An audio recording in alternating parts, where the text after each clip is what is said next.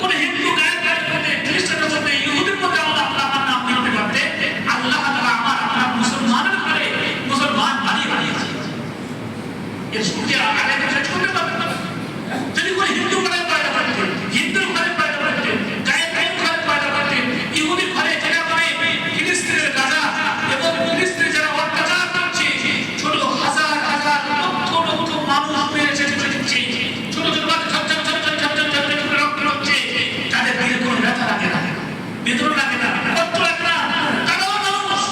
একটা মানুষের প্রতি পানিতে কোনো মানে ধাক্কা লেগে যায়, ঠোকর লেগে যায়, পানি লেগে লাগে, তার জন্য ঝাঁপিয়ে পড়ে। তারাও মানুষ, আমরাও মানুষ, তারাও মানুষ। দোস্ত বুজুর্গ, আল্লাহ সুবহানাহু ওয়া তাআলা আমাকে আপনাকে এইরকম মানুষ বানিয়েছে, এইরকম মুমিন বানিয়েছে, ঈমানওয়ালা বানিয়েছে। এর জন্য আমি আপনার শুকরিয়া করতে করতে আমার আপনার হায়াত শেষ হয়ে যাবে, আমার আপনার জীবন যাপন শেষ হয়ে যাবে, আমার আপনার যোগ্যতা দক্ষতা শেষ হয়ে যাবে। আল্লাহ শুকরিয়া করে শেষ হয়ে যাবে।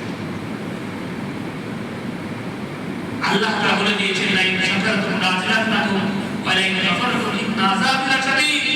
হে মুমিন, হে মুত্তাকি, হে আমার বান্দা, তোমরা যদি আমার যে নিয়ামত দিয়েছি, মাথা থেকে নিয়ে পা পর্যন্ত আর পা থেকে নিয়ে মাথা পর্যন্ত এত নিয়ামতের মধ্যে আমি আপনি হাবুডুবু খাচ্ছি, ওই নিয়ামত যদি আমি আপনি শুকরিয়া আদায় করি।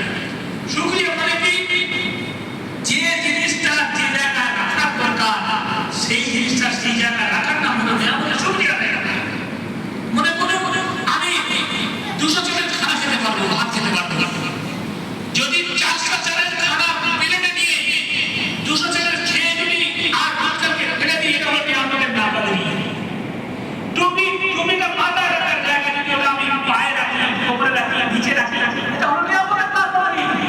আল্লাহ তাআলা চোখ দিয়েছেন, আল্লাহ নিয়ামত দেখতে বলেছেন, আসমানকে দেখতে বলেছেন, জমিনকে দেখতে বলেছেন, পাহাড় পর্বতকে দেখতে বলেছেন, আমাকে আপনাকে ভাই ভাই দেখতে বলেছেন। একটা ভাই একটা ভাইকে তাকাবে, এটা হলো কি সাদকার সওয়াব দেওয়া হবে। তাকাবে ভাই ভাই যাকে তাকাবে সে হাসবে, যে তাকাবে সে হাসবে, সাদকার সওয়াব দেওয়া হবে।